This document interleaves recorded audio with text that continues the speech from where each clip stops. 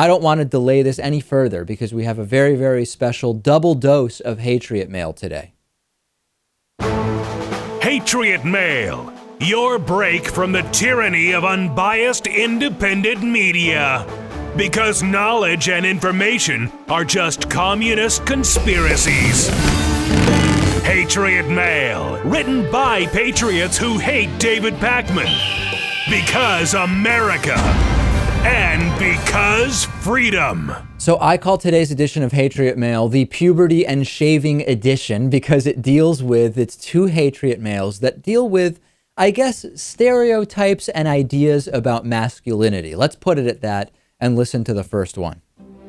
Does this kid even shave? Every media outlet in the world is left-wing, but this preteen has a problem with Fox News? Obama will be remembered as the second worst president next to Carter. But at least Carter, he was a good Christian man with high morals. Obama is neither.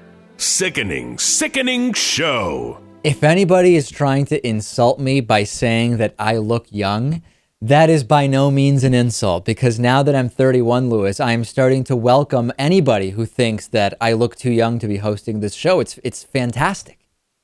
It's great. That's what we are all striving for as we get older, to look younger. All right, and then let's listen to another one with, interestingly, some parallels. Let's take a listen.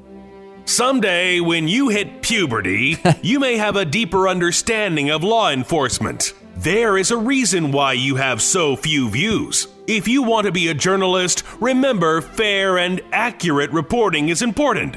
Your reporting is carp. Yeah, well, we do really carpy reporting. It's just like carp, the fish. Hey, yeah, when I hit puberty, I'll get back to you, sir. What else can I say? But compelling stuff, the Puberty and Shaving edition of Hatriot Mail.